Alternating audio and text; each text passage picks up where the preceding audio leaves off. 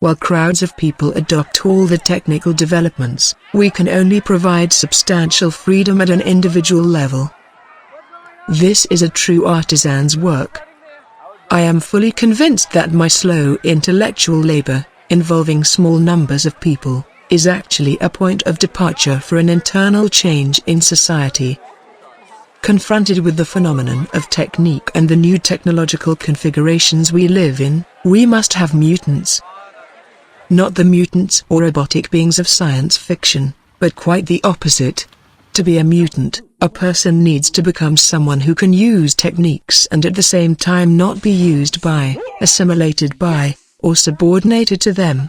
This implies a development of the intellect and a development of consciousness which can come about only for individuals, but it is the only development possible.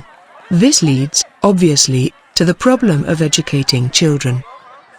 For a longer or shorter period, our children and grandchildren will be living in a technological society, and we cannot even for 1 second imagine that we can raise them without some contact with it. Once again, the point is not to refuse to admit that technique exists, because it does exist. It is our environment.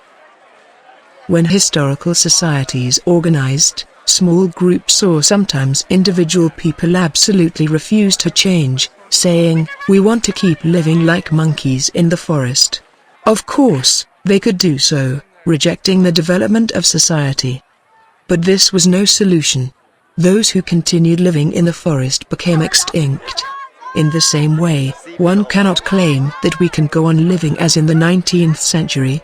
We cannot bring up our children as though they were ignorant of technique, as though they had not been introduced from the first into a world dominated by technique.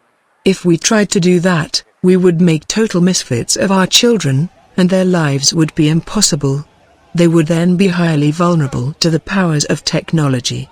Yet we cannot wish them to be pure experts on technology and gadgets, making them so well fit for the society dominated by technique, that they are totally devoid of what has until now been considered human. Hence, I think that on the one hand we must teach them, prepare them to live in the technological environment and at the same time against it. We must teach them whatever is necessary to live in this world and, at the same time, to develop a critical awareness of the modern world.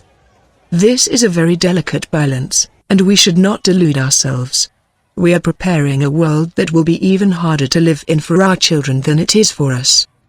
For us it is already complicated, and our children will be forced to deal with even more difficult situations. Our children are indeed going to have difficult problems. Hence, in the immediate future, I feel that our children should be like all the others, go to the same schools as everyone else. But, at the same time, we should try to set up an alternative school, as it were, a parallel institution, where children learn to live differently and, on an existential level, learn to question the certitudes taught them in regular schools.